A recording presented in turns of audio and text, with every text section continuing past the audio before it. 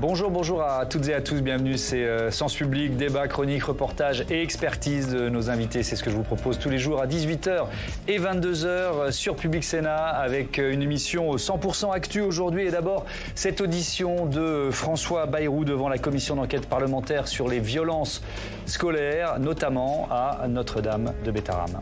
Il y avait des accusations qui, depuis 4 mois, sans que je puisse jamais répondre, pas une seule fois, parce que où répondre et à quoi? On a eu là pour la première fois la possibilité d'apporter non pas des dénégations, non pas des arguments, mais des preuves. Mais les 5h30 d'interrogatoire ont aussi tourné au bras de fer, surtout avec le député La France Insoumise, Paul Vannier. Dommage pour les victimes qui attendaient des réponses. Le Premier ministre a-t-il menti? La question reste posée ce soir et on en débattra dans une minute. Et puis dans la seconde partie de notre émission, c'est une campagne électorale que l'on va vous raconter, celle qui oppose Laurent Wauquiez et Bruno Retailleau pour la présidence des Républicains dimanche. L'un ou l'autre rêvera encore plus fort de l'autre campagne, la présidentielle. Mais les LR auront-ils vraiment mis fin à leur guerre des chefs? Avec leurs nouveaux militants, peuvent-ils devenir autre chose qu'une force d'appoint pour 2027? Réponse dans 3 quarts d'heure. Pour ouvrir ce Sens Public, donc, on écoute les réactions politiques à l'audition Fleuve de François Bayrou. Ce Premier ministre combatif a-t-il convaincu les parlementaires? C'est un reportage de Flora Sauvage. L'audition Fleuve du Premier ministre devant la commission d'enquête sur la violence dans les établissements scolaires a tourné à l'affrontement politique autour de l'affaire Bétharram. Vous choisissez donc de nier toute connaissance de votre part de ces faits de violence. Vous revenez aujourd'hui sur cette déclaration. Pourquoi cette attitude dans ce premier moment du 11 février qui consiste à tout nier? Sommé de s'expliquer sur ce qu'il savait des violences commises au sein de l'établissement catholique où étaient scolarisés ses enfants, le Premier ministre a adopté un ton offensif envers le co-rapporteur de la France Insoumise. J'ai déjà décrit votre méthode qui consiste à essayer de tirer la réalité pour nourrir un procès en scandale. Au lendemain de l'audition, les 2 députés co-rapporteurs de la commission d'enquête ont fait état de leurs divergences. Est-ce que le Premier ministre a menti? Oui, à plusieurs reprises ici, à l'Assemblée nationale, dans plusieurs déclarations publiques qu'il a assumées depuis maintenant 2 mois. A-t-il menti hier soir sous serment? Il est pour moi trop tôt pour le dire. C'est une défense extrêmement vigoureuse, offensive, d'un homme politique qui a été attaqué depuis des mois dans son honneur, dans son intégrité, par mon collègue Paul Vannier, et nous en discutons sereinement, ça peut surprendre, mais nous en discutons. L'audition du Premier ministre a suscité de nombreuses critiques à droite. Je ne veux pas qu'il y ait une exploitation politicienne de ce drame. C'est une tragédie. Moi, je suis parent, je pense qu'on a tous été très choqués par ces révélations. Et je trouve assez indigne la récupération de la France Insoumise. Même tonalité au RN, qui s'indigne de la manière dont le Premier ministre a été interrogé. On n'est pas un tribunal. Nous ne sommes pas des procureurs. Et là, j'ai senti que la volonté quand même de la France Insoumise, il faut bien le dire, et du reste de la gauche, de transformer cette commission d'enquête en inquisition. À gauche, on dénonce les incohérences dans le discours de François Bayrou. Il a 43 ans de mandat politique dans la région. Il a tout eu. Et il nous dit, c'est la tonalité de son intervention hier, pas vu, pas entendu, pas lu quand on lui dit de la presse, pas intervenu. Mais est-ce crédible? Pour la présidente de la commission d'enquête, il reste de nombreuses zones d'ombre. Je l'ai trouvé confus, imprécis, parfois même grossier et un peu plutôt agressif à notre égard. Si l'affaire Bétharram fragilise François Bayrou depuis 4 mois, son audition par les députés n'aura pas permis de lever les doutes sur ce qu'il savait réellement concernant les violences physiques et sexuelles qui sévissaient dans l'établissement scolaire. Effectivement, après cette audition qui a parfois, trop souvent tourné au pugilat, cette question demeure. François Bayrou a-t-il menti? On va en débattre et débattre des conséquences politiques avec Bruno Cotrez. Bonsoir. Bonsoir. Bienvenue, vous êtes chercheur au CEVIPOF, enseignant à Sciences Po et vous publiez Le vote sans issue, chroniques électorales 2024, co-dirigé avec Anne Muxel. C'est aux presses universitaires de Grenoble. Marie-Estelle Pêche, bonsoir et bienvenue. Bonsoir. Vous êtes rédactrice en chef du service société de Marianne et vous suivez cette affaire, ces scandales de Betterham de près. Vincent Couronne, bonsoir, bienvenue. Bonsoir. Vous êtes chercheur en droit, directeur du média Les Surligneurs qui luttent contre la désinformation juridique. Émilie Zapalski, bonsoir Émilie, heureux de vous retrouver sur ce plateau, éditorialiste politique. 5h30 d'audition, Bruno Cotresse, il y a déjà cette audition fleuve qui nous a tous frappés. Et pourtant, François Bayrou a-t-il levé les doutes? Votre avis? Non, visiblement, quand on entend la présidente de la commission, les propos qu'on vient d'entendre à nouveau, qu'elle a trouvé le Premier ministre confus, agressif, parfois grossier, on voit qu'effectivement, ça n'a pas levé les doutes. Il faut dire qu'il était, pour le téléspectateur, il n'était pas forcément facile de suivre. Parce que rapidement, ça a tourné à une bataille d'experts, de super experts du dossier, dont certains ont le sentiment que ça fait des heures et des heures qu'ils travaillent. En même temps, c'est leur travail de rapporteur dans une commission d'enquête. Ils ont visiblement bien fait le boulot. Mais c'est vrai que pour le téléspectateur, c'était pas facile à suivre. On se perdait à un moment donné quand même pas mal dans la chronologie, dans les méandres du dossier. Mais c'est vrai que le Premier ministre, tout en ayant une ligne de défense consistant à être assez offensif vis-à-vis de ceux qui lui posaient des questions, il a en même temps paru un peu confus lui-même, parfois hésitant sur les dates, parfois donnant le sentiment d'être imprécis. Il avait bossé, qu'il avait précisément préparé. Il avait des pièces à côté de lui qui sortaient de temps en temps. Donc de ce point de vue-là, il a montré qu'effectivement, il avait préparé sa défense, mais ça n'a toujours pas complètement levé le doute. Il a été bombardé, véritablement bombardé de questions sur un point précis, qui était, a-t-il évolué dans ce qu'il a raconté à la représentation nationale entre le 11 et le 18 février. Oui. Et c'est vrai que là, on avait le sentiment que c'était pas aussi fluide que ce que le Premier ministre nous disait. Marie-Estelle Pech, alors il a commencé, parce qu'il a pris la parole, et il y a un propos liminaire qui n'était pas prévu, mais il a décidé de le faire, et il a commencé en parlant des victimes, évidemment, François Bayrou. Pour autant, est-ce qu'elles ne sont pas un peu les oubliées de ces 5h30 d'audition, les victimes de Complètement. Enfin, on a l'impression que pour la forme, il a parlé des victimes au début. C'était de toute façon un passage évidemment obligé, obligatoire. Il en a parlé quelques minutes. Il en a parlé ici et là. Mais enfin, l'essentiel de ces 5h30 était évidemment centré sur sa position dans ce scandale Betterham et pas des victimes. Les victimes d'ailleurs se sont exprimées. Je crois qu'elles sont un peu frustrées de ce qui a été dit hier. Pour ma part, je connais bien le dossier, je n'ai strictement rien appris sur le fond de ce dossier, que ce soit en écoutant François Bayrou ou en écoutant les parlementaires. Tout était déjà sur la table et en réalité, il ne fallait pas s'attendre à autre chose. Que ce soit les articles de presse, les déclarations des uns et des autres, depuis le mois de février, on connaît dans le micro-détail tout ce qui s'est passé à Betterham. Et lui, François Bayrou, finalement, sa stratégie, elle était assez simple. C'était une forme d'amnésie relative sur un certain nombre d'événements, en disant écoutez, oui, alors il y a eu ce procès, non, je m'en souviens pas, j'en ai pas eu connaissance. Il y a eu des articles de presse. Écoutez, je ne lis pas la presse, je ne lisais pas la presse à ce moment-là, je n'étais pas au courant. Il était très un peu fuyant sur un certain nombre de questions assez précises que lui posaient les parlementaires. Alors ceux-ci sont allés aussi assez loin, je pense notamment aux députés LFI. Qui, par exemple, a passé 15 minutes... Oui, ils ont aussi une part de responsabilité dans le fait que ça tournait plus autour de François Bayrou que... Oui, et je trouve ça dommage parce que ça sabote un peu l'intérêt sur le fond de cette commission parlementaire qui est quand même de dénouer l'omerta qui règne dans l'enseignement catholique et pas que, parce qu'on a aussi des exemples terribles dans l'enseignement public assez similaires à ce qui s'est passé à Betterham. Par exemple, je pense à un lycée à Châlons en Champagne, le lycée Bayen. On a exactement la même situation avec une lanceuse d'alerte qui a été exfiltrée par l'Éducation nationale au fin fond du Sud-Ouest.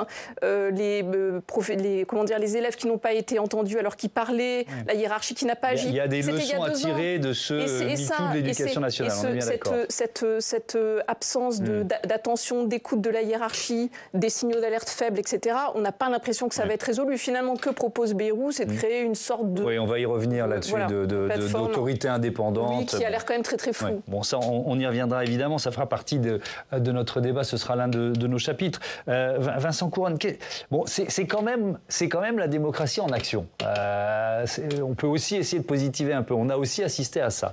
Oui, pour moi, c'est un grand moment de notre vie parlementaire et de notre vie politique. Quand l'Assemblée nationale ou le Sénat auditionne un Premier ministre, c'est pas un événement qui est anodin, c'est pas anormal, c'est tout à fait normal. C'est les politiques qui vont se saisir d'une question, là ici, de responsabilité du Premier ministre lorsqu'il était ministre de l'Éducation. Ce qui est intéressant lorsque cela se passe, c'est que on a ce débat-là qui est beaucoup dans la presse depuis plusieurs mois et que l'on relocalise au Parlement. Et les parlementaires ont la possibilité là de se faire une idée. C'est le contrôle du Parlement sur le gouvernement qui s'exerce. Exactement, c'est ce que prévoit la Constitution et c'est ce qui se passe partout en Europe. Tous les parlements d'Europe peuvent contrôler leur gouvernement et c'est ce qu'ils font, et y compris leur Premier ministre. Angela Merkel est passée sur le grill de son Parlement, Tony Blair aussi, José Manuel María Aznar en Espagne, etc. Ils y passent quasiment tous et c'est normal et c'est plutôt une très bonne chose. Oui. Pendant l'audition, on l'a entendu tout à l'heure, mais on va écouter un autre extrait, François. L'extrait qu'on a vu tout à l'heure dans les titres, c'était après l'audition. Mais pendant l'audition, à plusieurs reprises, François Bayrou s'est plaint de subir un procès politique. Écoutez. Vous ne m'avez interrogé que sur moi, sur ma responsabilité, sur ce que j'avais fait ou pas fait, sur le soupçon d'être intervenu, soupçon insupportable, que je sois intervenu dans l'affaire pour protéger des pédocriminels. Toute l'audition a tourné autour de ça, en essayant de me mettre en contradiction entre une phrase et une autre phrase. Alors, on s'est d'abord intéressé à la stratégie de François Bayrou, qui était une stratégie combative. Je veux bien vous entendre maintenant, Bruno Cotresse, sur l'attitude, notamment du député insoumis Paul Vannier. Je pense que si les institutions doivent montrer qu'elles fonctionnent, il ne faut pas non plus... Il y avait un aspect un peu rugueux, assez abrasif, je dirais même des questions et de la tonalité qu'il avait adoptée. Dans le même temps, l'objectif est de faire jaillir la vérité. Donc amener le Premier ministre, à l'époque ministre de l'Éducation nationale ou grand élu local, un peu dans les recoins de ses contradictions, etc. En même temps, c'est la règle du jeu. Ouais. Voilà, c'est un sujet gravissime. Et ça, bien sûr. Je vais apporter une nuance. Un sentiment d'acharnement qui finit par naître quand ça dure 5h30. Je pense qu'il aurait été sans doute bien vu et sans doute mieux vu que la parole tourne davantage. Qu'on n'ait pas un acteur qui bombarde pendant une séquence assez longue le Premier ministre, et ça aurait été mieux vu d'avoir une parole qui tournait un peu davantage entre les membres. Surtout qu'on les a entendus, voilà, les 25 de la membres de cette commission d'enquête, mais plus tard. Quoi. Voilà, et ça aurait sans doute atténué ce sentiment que François Bayrou a pu avoir, d'après ce qu'il dit, d'un acharnement politique contre lui.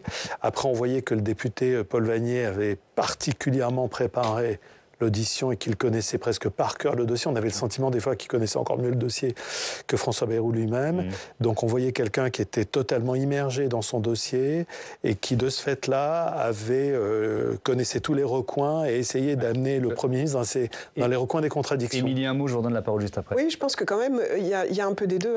Les deux ont joué cette espèce de longueur de temps, parce que Bayrou aussi avait préparé, il est arrivé avec des notes, ce qui n'était pas le cas auparavant quand il parlait de cette affaire. Donc il avait vraiment préparé, il déroulait tous les éléments chronologiques, il répondait point par point, et il a joué la lenteur, j'allais dire, et c'est un peu son credo. C'est son style politique. C'est son style politique, c'est ce qui lui réussit en tant que Premier ministre, et c'est pour ça qu'il arrive à rester quelque part. Il repousse les sujets qui fâchent loin devant, comme les retraites par exemple, le conclave, tout est repoussé toujours très très loin, et là c'est un peu ce qu'il a fait, il répondait, mais il a joué la longueur. Je pense que la longueur lui a bien fonctionné, parce que ça donne en effet l'impression d'un acharnement, et quelque part il peut jouer ce procès politique. Je reviens à la commission d'enquête, aux députés, notamment aux députés LFI. Est-ce qu'il fallait forcément, Marie-Celle Pêche, passer par cette stratégie du pilonnage pour obtenir, pour approcher de la vérité, d'après vous ?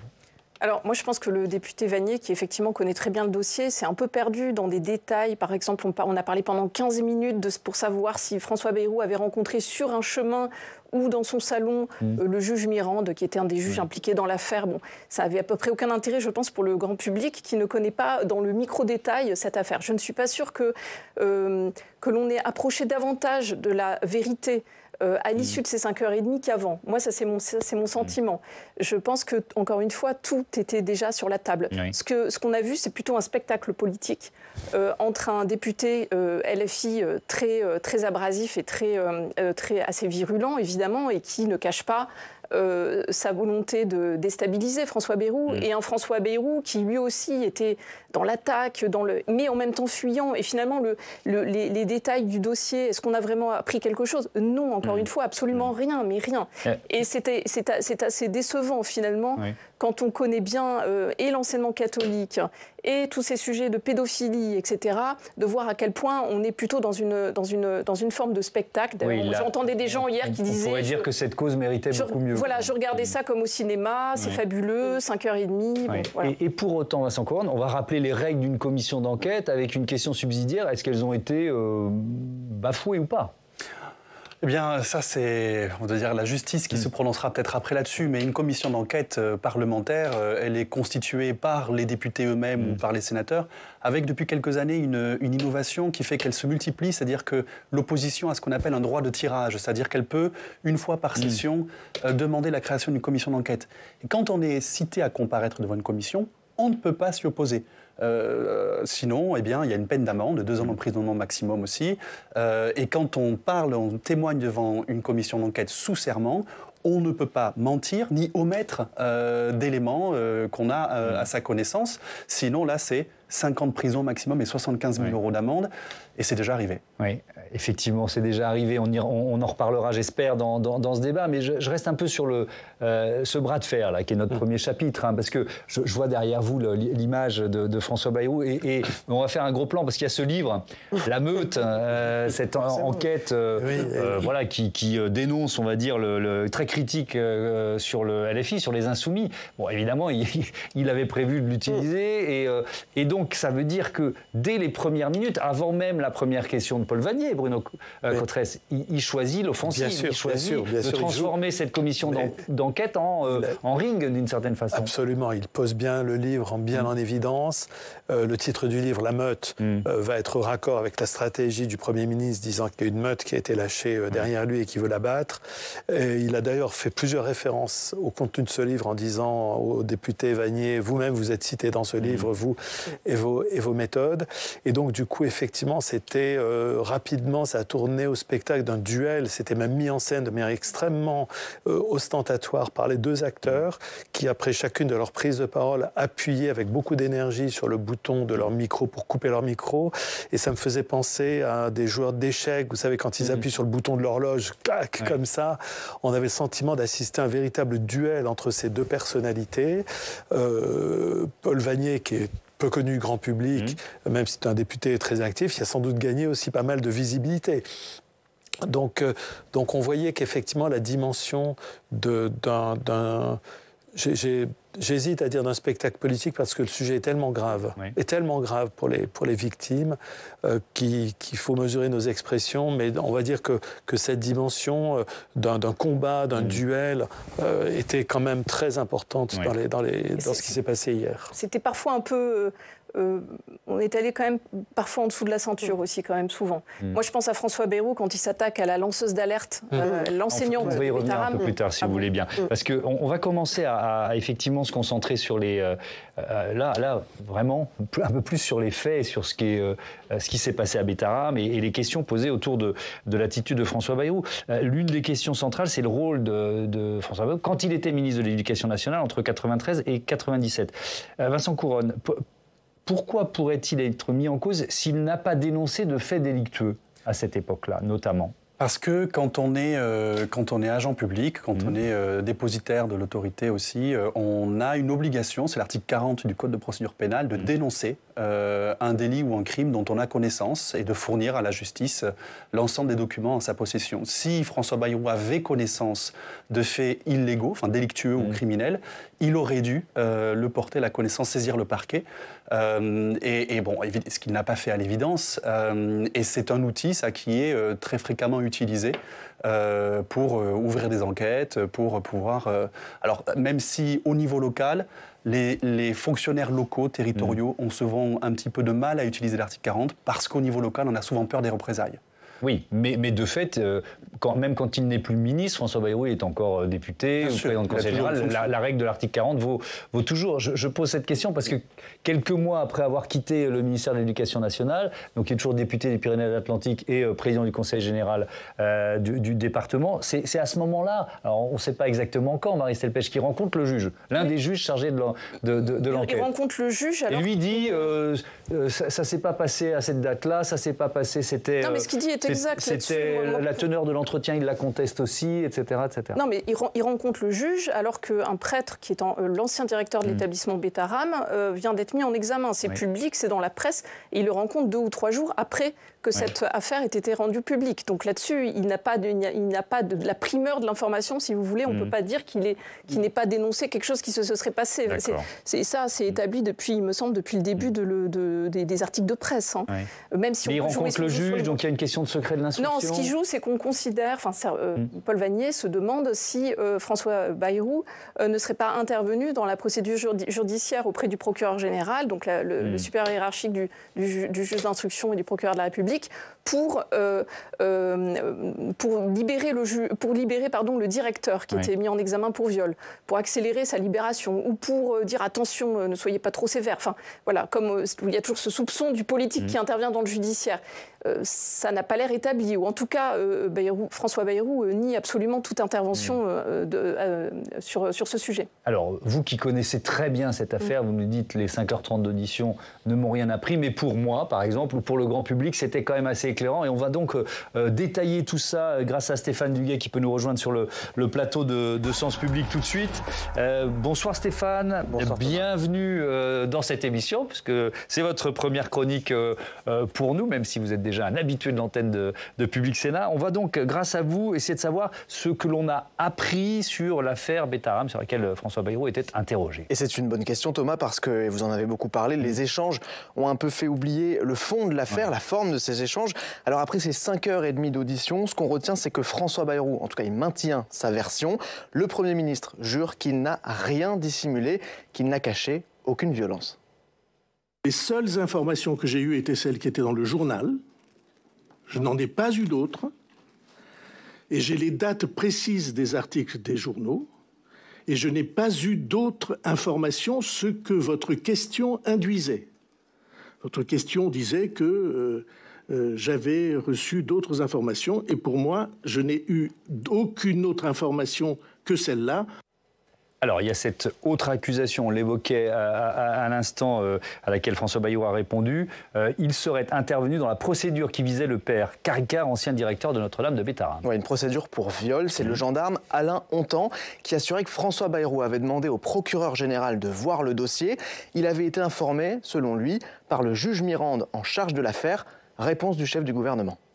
Le gendarme Hontan, soit il ment, soit il affabule. Je veux bien accepter l'idée qu'il affabule et je vais en apporter la preuve. Moi, je demande qu'on compare, dans votre compte-rendu, la déclaration du gendarme Hontan et la déclaration du juge Mirande, sous serment tous les deux devant vous. L'un dit Mirande, c'est Hontan qui me l'a dit, et Hontan dit c'est Mirande qui me l'a dit. Et une autre de ces interrogations portait sur une rencontre entre François Bayrou et le juge Mirande au domicile du magistrat qui se trouve être son voisin. Là aussi, le Premier ministre botte en touche et dit qu'il n'est pas entré dans le secret de l'instruction parce que tous les éléments figuraient dans la presse. Oui, alors il y a une autre dénégation de François Bayrou, c'est d'avoir été averti de certaines dérives de l'établissement. Et là, on parle d'une ancienne professeure de mathématiques. Oui, elle avait témoigné, Françoise Gulung, d'abord dans la presse, chez nos confrères de Mediapart, puis devant la commission d'enquête à l'Assemblée nationale. Elle assurait avoir personnellement alerté François Bayrou sur les violences que subissaient les élèves. Réponse de celui qui à l'époque était président du conseil départemental des Pyrénées-Atlantiques et ministre de l'Éducation. Donc je dis que l'affirmation qu'elle a faite sous serment devant vous est une affirmation qui ne peut pas tenir, qui ne peut pas être acceptée. Et donc je dis que cette affirmation est une affabulation, sous serment. Sous serment. Ce à quoi la professeure répond qu'elle maintient ses propos et que François Bayrou est dans le déni de toute responsabilité, dit-elle.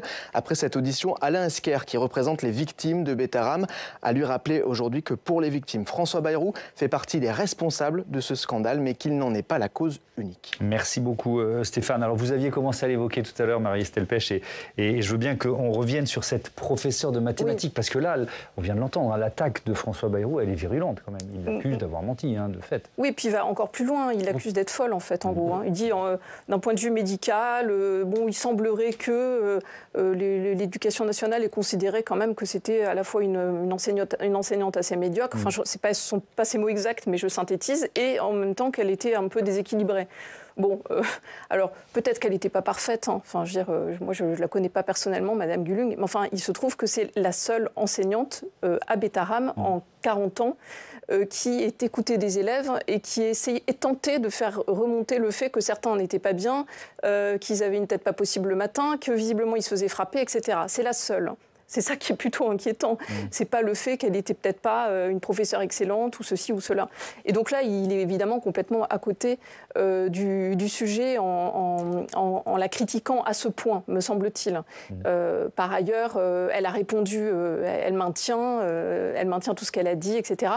Un autre point sur lequel il essayait de la prendre en défaut, c'est qu'il disait qu'elle était au sein de l'établissement, alors que le père Caricard, l'ancien directeur de l'établissement, qui a été accusé de viol par la suite, ne l'était plus, n'était plus présent. Donc ils disaient ils n'ont pas pu se rencontrer. Mais en fait, ce qu'explique cette enseignante, c'est que le père Caricard continuait à venir dans l'établissement et à avoir une forme d'emprise ou si vous voulez, d'autorité sur les enseignants et sur la direction de l'établissement. Donc en réalité, ça tombe un peu à l'eau, ça aussi, cette stratégie de défense. De toute façon, il était dans une forme de j'attaque. La meilleure défense, c'est l'attaque, quoi qu'il arrive, même si c'est très violent, même si c'est en dessous de la ceinture, même si je parle de la psychologie des uns et des autres, c'est pas grave, j'y vais.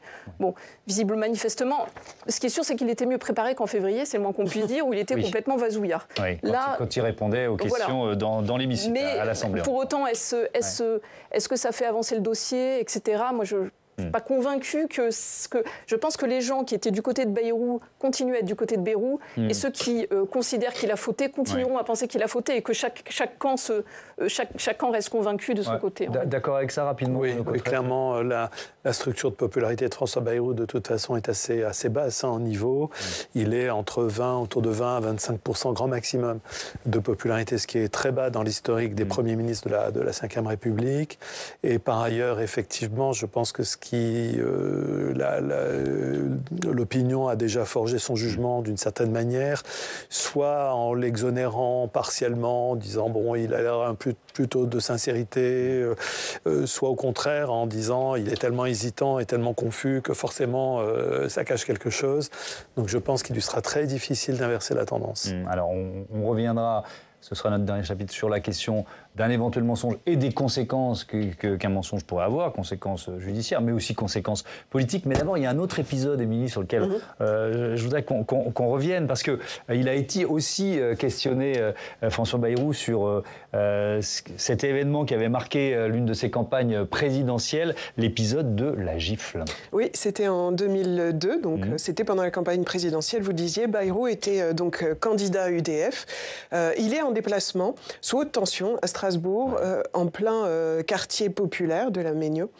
Les gens se tassent autour de lui, y compris des enfants, et patatras, il sent qu'il y a un enfant qui lui fait les poches. Il a comme réflexe de lui donner une bonne gifle, quand même, en affirmant très clairement « tu ne me fais pas les poches ». Les communicants sont tétanisés, l'image du candidat qui est retransmise sur toutes les télés avec cette gifle, ils se disent peut-être que c'est fichu à jamais. Mais finalement, le geste a l'effet contraire. La cote de Bayrou s'envole, les chances dans les sondages, ces chances progressent, et finalement, ce positionnement musclé de père de famille, il semble convaincre une partie de l'opinion publique qui est en quête d'autorité. On est en 2002, ce que sera le résultat du premier tour de cette présidentielle, et donc le climat autour de l'insécurité en France.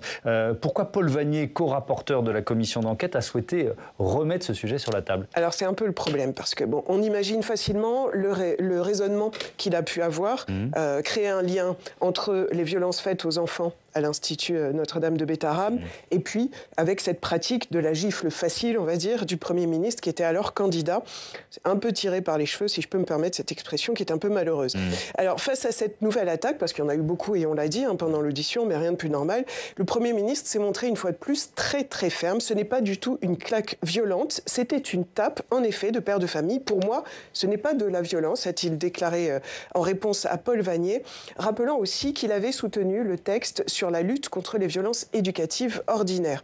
Je n'ai jamais oublié ce petit garçon qui a eu après de graves difficultés, a aussi ajouté de manière très habile le Premier ministre. Ce jeune homme en question a en effet depuis écopé de plusieurs années de prison pour trafic de drogue. Il assume son geste, François Bayrou. On peut dire aussi qu'il se victimise. Oui, c'est l'autre tactique du Premier ministre durant cette audition, faire croire à un procès politique, et on l'a dit, de LFI vis-à-vis de lui. Toujours la même méthode.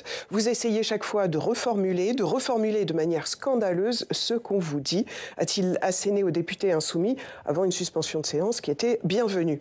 Alors Vannier, est-ce qu'il a réussi son coup en montrant que Bayrou est un adepte de la gifle facile? Est-ce que Bayrou a réussi à convaincre quant à son procès politique souhaité par LFI?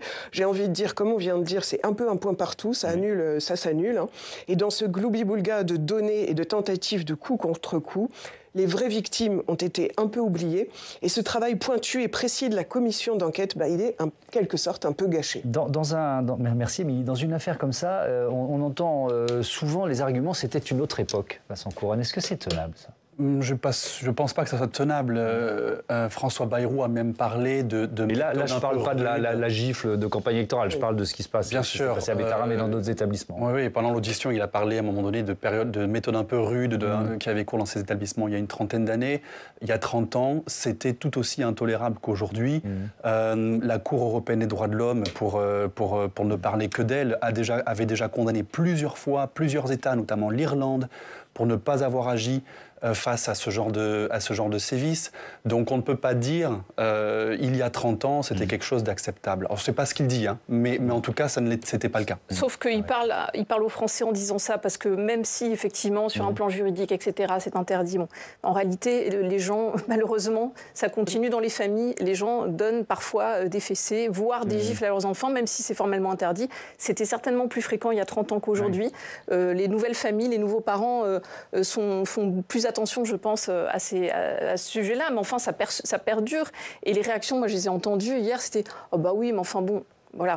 Ça dépend de l'âge, mais beaucoup de gens vont vous dire une petite gifle, ça n'a jamais tué personne. Ce qui est faux. Oui, mais là, on parle plusieurs pas de gifles. Oui, on parle d'enfants qui ont perdu l'audition. Non, mais je trouve d'ailleurs qu'il sous-estime le sujet dans ses formulations, parce qu'à plusieurs reprises, il tempère, il dit oui, enfin, c'était des... Vous l'avez dit, je crois, c'était pas des... C'était des petits... Il parlait de méthodes un peu rugueuses. Un peu rugueuses. Non, c'est pas un peu rugueux, c'était super violent, en fait. Voilà. Donc, on a le sentiment que lui-même, il est un peu sur le reculoir, quand même, quand il condamne, enfin à demi-mot, il se tient un petit peu à distance. C'est vrai qu'il donnait l'impression d'être un peu l'homme d'une autre époque quand même aussi. Il a un peu surjoué là-dessus. Bruno. Oui, je voulais reprendre justement, ça m'a semblé moi être vraiment quelque chose qui était important, qui ressortait de l'audition. Je trouvais que François Bayrou, il portait son âge et son appartenance à sa génération. Et le contraste avec Paul Vannier, c'était aussi un contraste générationnel. Bien évidemment, c'est un très jeune élu, Paul Vannier. Donc on voyait qu'il y avait autour de ça quelque chose d'autre qui se jouait, qui était aussi une vraie différence générationnelle de ce point de vue-là. L'idée que c'était une autre époque, elle est en partie vraie du point de vue de la structure des opinions sur le rapport à l'autorité. Le rapport à l'autorité, il y a bien une gigantesque transformation qui s'est faite au cours des dernières décennies. L'idée de davantage d'horizontalité dans les rapports, y compris familiaux, les rapports au travail, etc. Donc de ce point de vue-là, il y a une vraie transformation générationnelle, sociétale, de très grande ampleur sur le rapport à l'autorité, qui est une bonne évolution, heureusement, et qui explique en partie cette idée d'une autre période, même si dans l'absolu, bien évidemment, à toutes les périodes, les violences entre êtres humains sont absolument inadmissibles. Évidemment. Allez, on va s'ouvrir ce dernier chapitre donc, sur les conséquences judiciaires et politiques d'un éventuel mensonge. Éventuel, évidemment, mensonge. Il va falloir relire les 5h30 d'audition. C'est d'ailleurs ce que se prépare à faire la présidente de la commission d'enquête. On écoute Fathia Keloua Hachi. Et je crois qu'il est quand même beaucoup trop tôt puisqu'il y a eu quand même 5h30 d'audition. Donc nous devons relire les procès-verbaux de l'audition, nous devons revisionner et nous devons prendre le temps de comparer aussi clairement ce qui a été dit par le Premier ministre, mais aussi ce qui a été à la lumière de ce qu'a dit le juge Mirande, le gendarme Hontan et Françoise Gulung, principalement. Et si on en tirera les conclusions qu'il faut en tirer et on sera totalement impartial. En tout cas, moi, personnellement, en tant que présidente, je prendrai les mesures qu'il faudra prendre, mais en temps voulu. Alors, qu'est-ce qui va se passer maintenant, Vincent Couronne? Et qu'est-ce qui peut se passer, là encore, on est très prudent, si un éventuel mensonge est avéré? Alors déjà, il faut arriver à trouver un mensonge. C'est vrai que François Bayrou, lors de son audition, il a été, je suis d'accord avec ce que disait avec Marie-Estelle tout à l'heure, il était dans l'attaque en permanence. Oui. Il m'a donné l'impression parfois un peu d'un rhinocéros blessé qui devait répondre à tous les coups et parfois en prenant beaucoup de risques avec des affirmations très catégoriques. Et à mon avis, c'est pas impossible que dans toutes les affirmations qu'il a eues, on puisse trouver quelques mensonges. Là, ce qui se passe, si jamais on se rend compte qu'il y a un mensonge, la commission peut transmettre via l'article, en utilisant l'article 40, le fameux, transmettre au parquet un signalement, et là, il y aurait l'ouverture d'une enquête. Sauf que comme il est Premier ministre, il ne serait pas jugé par la justice ordinaire du quotidien, mais par la Cour de justice de la République. On a un cas déjà en cours en ce moment, c'est Aurore Berger, qui est elle-même inquiétée et qui, en tant que ministre, passerait aussi devant la Cour de justice de la République. Elle est accusée de faux témoignage devant la commission d'enquête sur les crèches privées. Voilà. Mais c'est déjà arrivé. Il y avait eu un précédent dans une commission d'enquête sur Total, la qualité de l'air. C'était un médecin conseil qui avait dit j'ai pas de lien avec Total et on s'était rendu compte que ça faisait 18 ans que... Et il a été condamné à 20 000 euros d'amende, etc. Si on se concentre un peu plus, Bruno Cotterêts, sur les conséquences politiques, c'est-à-dire est-ce que une commission d'enquête comme celle-là peut déboucher sur une motion de censure? Il n'y a aucun lien institutionnel, mais dans le jeu politique actuel. Ce qui est certain, c'est que tout ça n'est pas très bon pour l'exécutif, pour le Premier ministre en particulier. Mais c'est vrai que c'est pas bon parce que ça renvoie une image de faiblesse. Ça peut susciter chez ceux qui, bien que dans l'opposition, disent il ne faut pas une nouvelle dissolution, il faut calmer la situation, la stabiliser. Ça peut engendrer dans une partie des oppositions qui auraient pu continuer à soutenir François Bayrou l'idée que c'est plus tenable. Voilà, que ça ne peut pas continuer. Même si personne n'y a vraiment intérêt. Voilà, personne n'y a intérêt, mais c'est vrai que ça rend un peu plus difficile l'argumentaire s'il était fragilisé. Par exemple, si ça débouchait vers un article 40, c'est vrai que ça le fragiliserait beaucoup. Et là, le coût pour ceux qui le soutiennent, bien que dans l'opposition, devient beaucoup plus élevé et que les pressions politiques sur eux deviennent beaucoup plus fortes. Notamment le Parti Socialiste qui a décidé une sorte de pacte de non-agression. Juste, on peut noter que les premières réactions, que ce soit côté RN ou LR, c'était au contraire d'être complètement faire front avec lui. Oui, on a entendu Laurent Wauquiez. Vraiment, c'était assez incroyable. Oui, en chargeant LFI. En chargeant LFI. Voilà. Et puis, parce que ce qui les gêne aussi, c'est que derrière l'attaque de Bayrou, c'est l'enseignement privé, ce contrat. C'est le catholicisme, etc. Donc ils sont un peu aussi en mode défense à cause de cela. Ils défendent à travers Bayrou l'enseignement privé sous contrat. Oui. Émilie ? On a l'impression qu'il n'y a pas tellement de preuves qui conduiraient à ça, sauf à relire ce que vous disiez, les 5h30 et voir ici ou là. Moi, j'ai l'impression que ça arrange tout le monde, en effet, qui prennent les coups, à la fois en tant que Premier ministre, là, durant cette audition. Après, ça, c'est sur le plan politique, mais sur le fond de l'histoire... Alors, le fond, on va y revenir. Je vais vous donner la parole, mais quand même, sur l'aspect politique, dans l'équation, il y a LFI. Il y a LFI. Et LFI... la France Insoumise, elle souhaite la chute de François Bayrou. Oui, est-ce qu'elle peut le faire? Est-ce qu'elle n'est pas décrédibilisée? Je ne sais pas, mais si la commission d'enquête peut être le levier de le faire... Oui, je ne vois pas comment eux seuls et ce jeu justement de Paul Vannier durant ces 5h30 d'audition n'aide pas pour renverser la table vis-à-vis de ça. Moi, à mon avis, ça ne peut pas bouger tellement. Je ne sais pas. Je pense que moi, j'ai plutôt le sentiment qu'il a effectivement émergé dans la lumière médiatique et qu'il a joué un rôle qui était assez fort. Et sur le fond, il a gagné en notoriété, mais sur le fond, je ne vois pas comment ça pourrait globalement inquiéter Bayrou. Et sur le fond de Betaram, dont vous vouliez sur le fond de Betaram, aussi, ce que je trouve terriblement dommage, c'est qu'on n'accède pas à ça. sauf l'Institut ou l'autorité là dont il a parlé, c'est qu'on ne voit pas comment on peut améliorer les choses, cette chaîne de responsabilité qui n'est pas prise, cette chaîne de pratiques qui ne sont plus acceptables. On n'a pas eu un mot là-dessus, mis à part donc cette autorité complètement bidon qui veut créer. Et ça, alors complètement bidon, je ne sais pas, mais en tout cas, c'est ce que dans les multiples commissions. C'est ce que demande, je redonne la parole tout de suite, c'est ce que demande Alain Esquer, le porte-parole du collectif de victimes de Betaram, qui a réagi évidemment, qui dit voilà, on veut plus de moyens, on veut une prise en compte de la parole des victimes. Ce que nous voulons, c'est des moyens renforcés pour la justice et une évolution de la loi sur la prescription des crimes sexuels subis par les enfants, car il nous est insupportable que nos agresseurs vivants ne soient pas inquiétés par la justice. Nous voulons une reconnaissance élargie des souffrances psychologiques, physiques et sexuelles que nous avons subies dans les établissements scolaires, avec un suivi personnalisé de chacun. Cette haute autorité indépendante là, dont François Bayrou a parlé, est-ce qu'elle est adaptée à ce MeToo de l'éducation nationale ?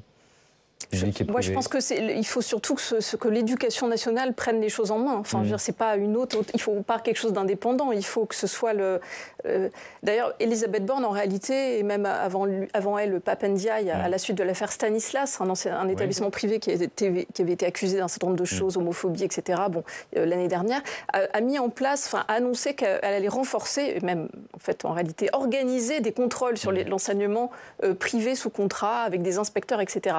Et le matin même, juste avant l'audition de Bayrou, tous les inspecteurs étaient auditionnés, les syndicats, les représentants, etc., pour leur demander, Paul Vanier leur demandait de façon tout aussi précise ce qu'ils étaient en capacité de mettre en place pour davantage contrôler. Et bien en réalité, ils ont tous critiqué le plan d'Elisabeth Borne en disant qu'ils n'étaient pas assez nombreux, que le questionnaire qu'elle comptait distribuer aux élèves après chaque retour de vacances scolaires ou de voyage scolaire n'était pas adapté parce qu'en réalité, la hiérarchie dans l'enseignement privé ne franchirait pas le pas si jamais il y avait un problème pour transmettre au recteur. Donc en réalité, on avait l'impression que ça s'écroulait comme un château de cartes. Ça, personne n'en a parlé, personne n'a regardé parce qu'il n'y avait pas Bayrou devant la commission.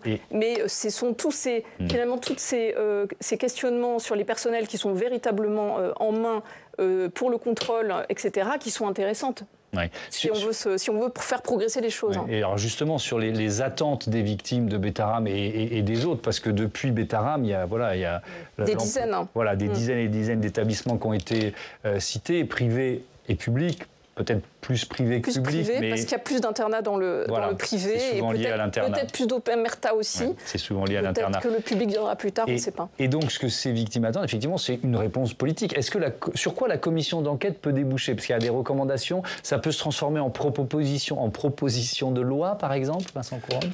Tout à fait. Ouais. Les commissions d'enquête, assez régulièrement, donnent lieu derrière à des réformes législatives, peut-être même parfois constitutionnelles. Il y avait eu cette commission d'enquête du Parlement européen sur l'évasion fiscale qui avait donné lieu à une grande réforme fiscale européenne qui fait que on est en train de mettre, on espère, fin aux paradis fiscaux en Europe. Et ça, c'est des débouchés concrets. Là, ici, on pourrait très bien envisager, déjà une prise de conscience, et puis de renforcer à la fois les moyens des inspecteurs, de modifier la façon dont l'État contrôle les établissements. La prescription des crimes sexuels, la question de la prescription par les enfants, c'est une vraie question. Exactement, voilà. Et donc toutes ces choses-là peuvent très bien, mais avec un Premier ministre comme François Bayrou, est-ce que ce genre de loi a vocation à être adopté par l'Assemblée nationale et le Sénat ? Je ne sais pas. Ouais, c'est justement la question que j'allais vous poser, Bruno Conquerès. Pour conclure, François Bayrou peut-il porter une telle réforme avec le soupçon de mensonge sur Notre-Dame de Betaram ? Non, c'est clair que du point de vue de l'image générale, il n'est pas le mieux placé pour porter cette réforme. Il est dans sa position de Premier ministre en devoir d'engager les choses.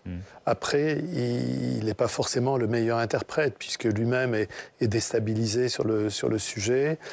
Donc, par contre, il est de son devoir impératif de chef du gouvernement d'agir sur les leviers d'autorité administrative, effectivement l'éducation nationale en particulier, et d'engager une très forte prise de conscience interne et réforme, de mettre en place des outils à l'intérieur de l'administration de l'éducation nationale pour que ça ne se reproduise plus, pour que les adultes en charge de l'éducation des enfants sentent les responsabilités vers lesquelles il pourrait s'engager quand s'ils étaient fautifs de ce point de vue-là. Donc là, il est vraiment dans son devoir impératif de Premier ministre de faire quelque chose, mais incontestablement, du point de vue du portage politique, compte tenu de tout ce qu'on s'est dit, là, il n'est sans doute pas le mieux placé pour avoir la parole énergique qu'il faut sur ces questions.